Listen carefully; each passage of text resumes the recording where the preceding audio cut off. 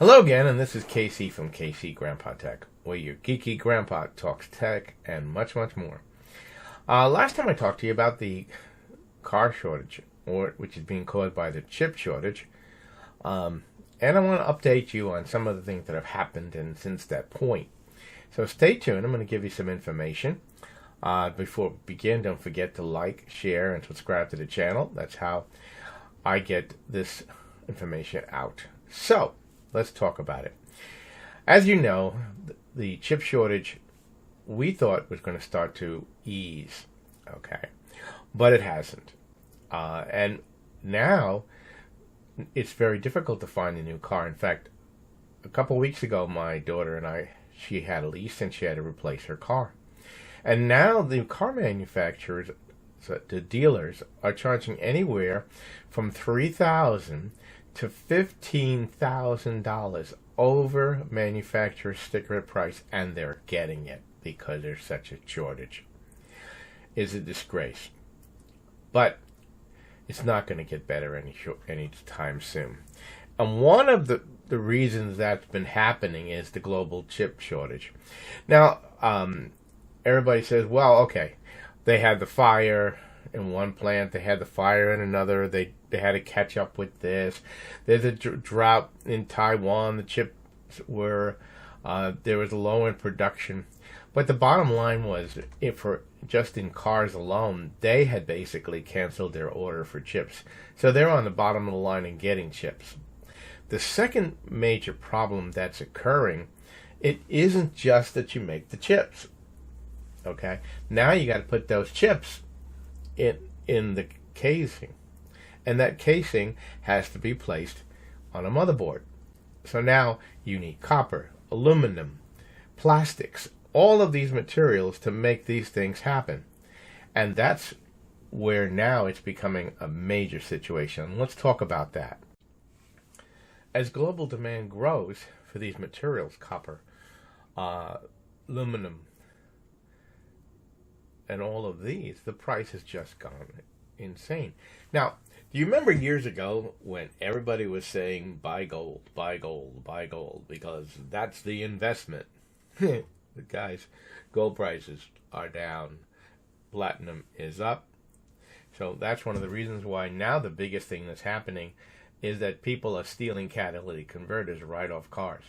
You go out in the morning and suddenly your car's making a whole lot of noise because your catalytic converter was stolen, because they can get a good buck for it, and it's ridiculous. But it's even worse than that, and let's talk about that. So all of this is leading to a situation that has been occurring for some time. What has been happening? Well, one of the things that's been happening, okay, is now they want to push towards the Green New Deal. And moving towards renewable energy. And I'm not disagreeing with this renewable energy. But the problem is you have to make all these things.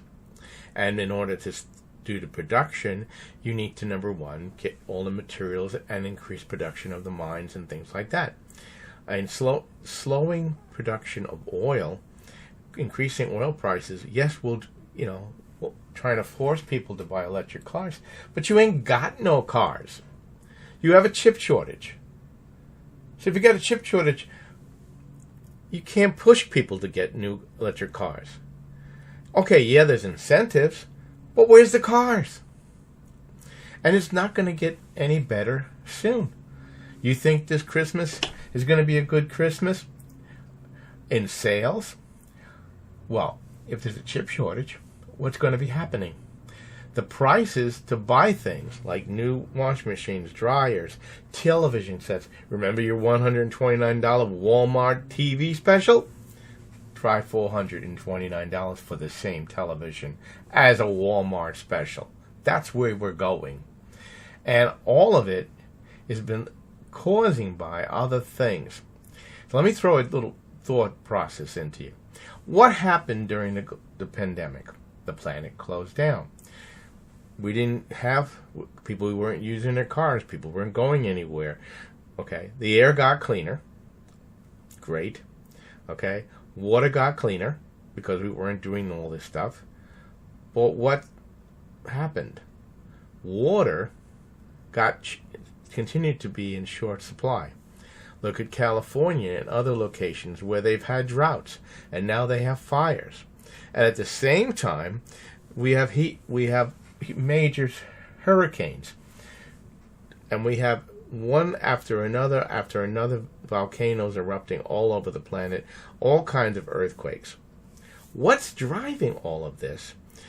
And I believe, and I've read some reports, and the scientific evidence is there, but inconclusive, is that we are overusing water. As we attempt to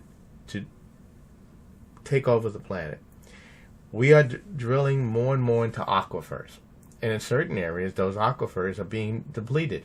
And as they're being depleted, or going down and down and down, the areas above them are collapsing. Certain areas,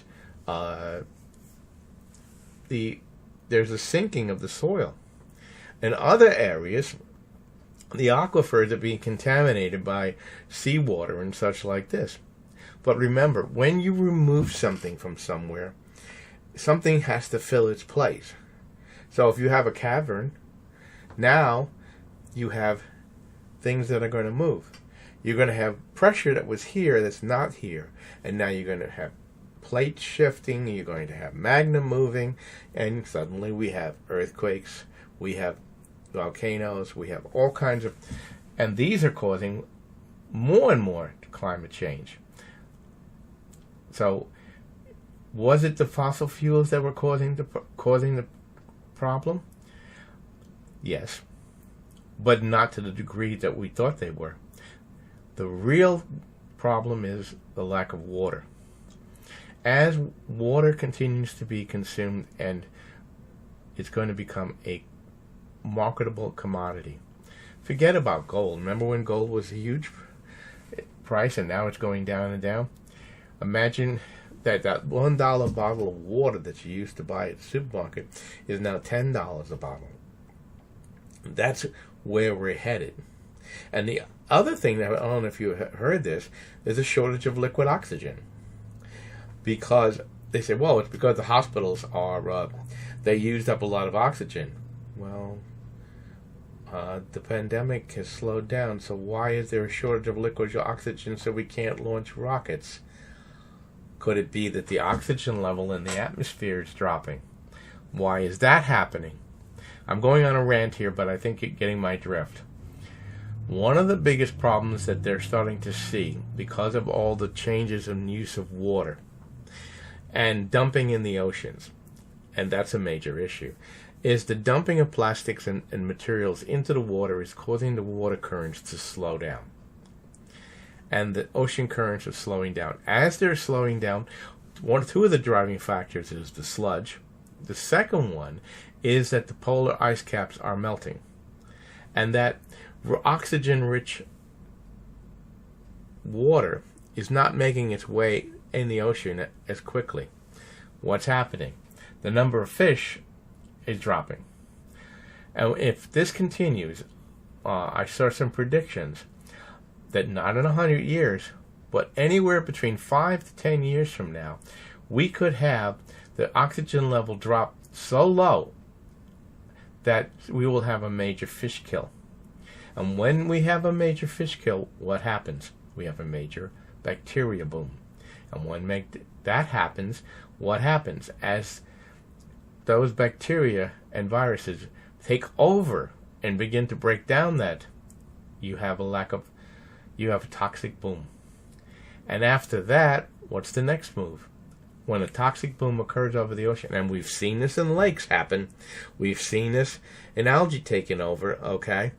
What happens? The water becomes toxic, you have a toxic boom, and suddenly areas near large bodies of water suddenly have a toxic boom, toxic gas, and large amount of people die. That is unfortunately where this is all headed if we continue to try to dig for more minerals and things, to try to go that way, in my opinion, and based on scientific fact, and you should do your own research. Now, I know some of this is kind of gloomy, but it's real. the more I read about it, and the more I see it, and see the reports about all of this, it scares me. For my grandchildren, for my children, we need to do something. But is the Green New Deal the right way to go? I don't think so.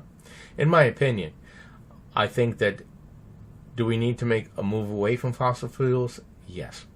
But in an intelligent way that we don't literally kill ourselves in the way of doing it. Anyway, this is Casey from Casey Grandpa Tech Out.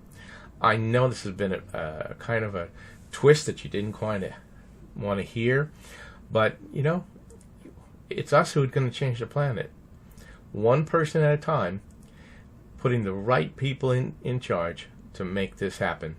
Anyway, I hope you like and share and subscribe to the channel. Until next time, this is Casey from Casey Grandpa Tech Out.